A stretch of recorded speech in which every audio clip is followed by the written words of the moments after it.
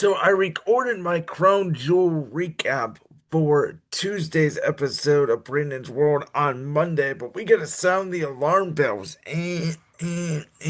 for another podcast today because we have an emergency podcast because the Vision has turned on Seth Rollins. What does this mean? What Seth Rollins legitimately earned at Crown Jewel? You heard me talk about it when he did that coast to coast to Cody Rhodes from the top right turnbuckle to the top left turnbuckle. That landing, I noticed it immediately. And he got for the match. Triple H raised his arm. He cut that promo about him saying that he was the greatest of all time, which I said, okay, he's fine. They're going to do a program with him and John Cena. It's going to lead to War Games. And then I did get kind of spoiled on the internet about the turn happening throughout the day because I saw Brunson Reed and Braun Breaker do something. Everybody was talking about it. I saw Seth Rollins laying down. So I thought, did the Vision turn on Seth Rollins? I didn't know exactly 100% till I watched the show later last evening. And the way they did it, the way Seth Rollins said, I don't need Bronson Reed. I don't need Braun Breaker. I don't need Paul Heyman. I beat Cody Rhodes all on my own at the top of the show. You have Seth Rollins and Paul Heyman in that backstage segment where Seth is saying, 6 months in, where the vision is great. I can't wait to see what 12 months, 18 months down the road it looks like. Um, so that was all context clues right there. But then we got the main event, which was CM Punk, Jey Uso, LA Knight, the Triple Threat number one contenders match for the World Championship. CM Punk ends up pinning Jey Uso, which that is a whole nother issue. Jay and Jimmy are still dealing with the brawns. Braun Breaker delivers a spear to Jey Uso, where he ran down the ramp and cut him in half. Breaker and Reed take out CM Punk. They throw CM Punk outside of the ring. And then Braun Breaker goes to the corner, and you see it in his eyes. Seth Rollins turns around, bang a spear. Bronson Reed hits a tsunami. Paul Heyman raises both their wrists in the air, and we have the new Vision, led by Braun Breaker, Bronson Reed, and Seth Rollins. Or excuse me, and Paul Heyman. What I find the most interesting about the Vision, this is what I was getting to, is that Paul Heyman and Seth Rollins' relationship ever since WrestleMania, it has not been the same as Paul Heyman's relationship with Roman Reigns, or Paul Heyman's relationship with CM Punk, or Paul Heyman's relationship with Brock Lesnar. In those scenarios, specifically with Roman and, of course, Lesnar, Heyman was the mouthpiece. He was even a mouthpiece for a lot of Punk. Even though Punk could talk, Heyman was the mouthpiece, and he had control when he would pull the strings. With the Vision, it's always felt like two different factions. It's always felt like Heyman has been more with Reed and Breaker. Rollins has sort of been on his own. And he even enlisted the help of his wife, Becky Lynch. And it was sort of at WrestlePalooza, you sort of had two different storylines where it was Seth Rollins and Becky Lynch on their own against CM Punk and AJ Lee. And then it was Bronson Reed and Braun Breaker on their own against the Usos. And it even felt that way in Clash in Paris, right? Paul Heyman did not come out to the ring with Seth Rollins. Of course, he was banned from ringside, but he did not even attempt, I don't think, to come out to the ring with him for that fatal four-way for the World Championship, where he did come out to the ring with Bronson Reed against the OTC.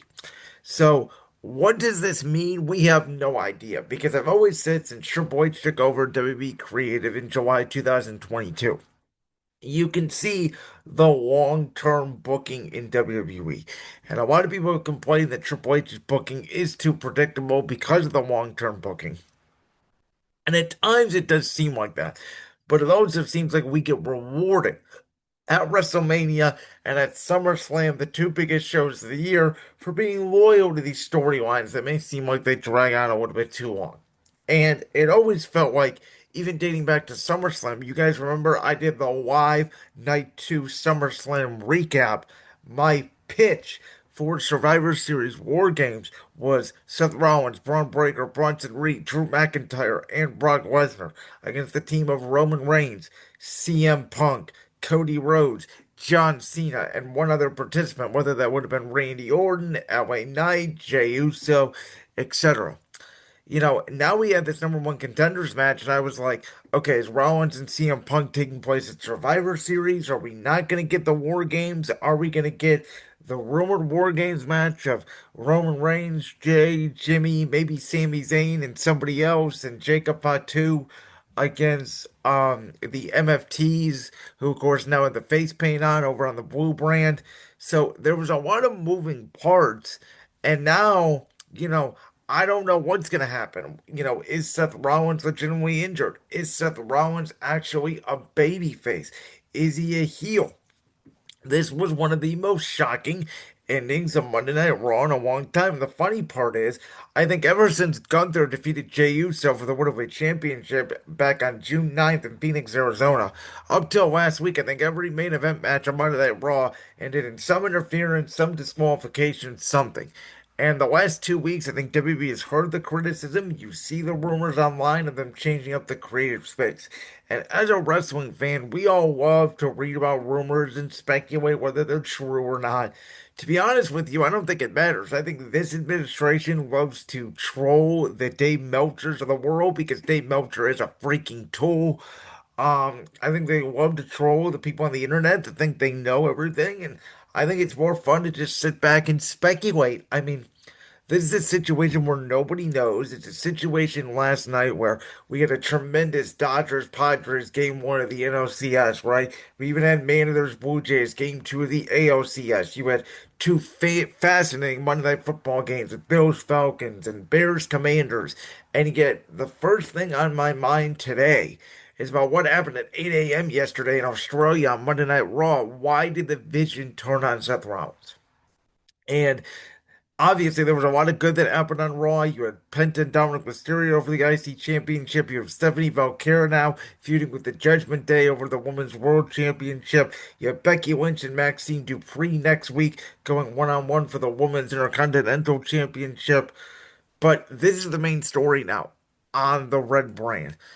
As I mentioned, Seth Rollins is a heel, right? He still hates CM Punk. Seth Rollins and CM Punk hate each other. Are they going to somehow find a common enemy in the Vision? Is the War Games match going to be free on free? Is it going to be Bronson Reed, Braun Breaker, and Brock Lesnar versus CM Punk, Seth Rollins, and Roman Reigns? The three guys who had a triple threat match at WrestleMania 41. Are they going to have to team together in War Games against the faction that Seth Rollins created? That's a scenario. Are Rollins and Punk going to fight it out at Saturday night's main event? Or is Seth Rollins really hurt?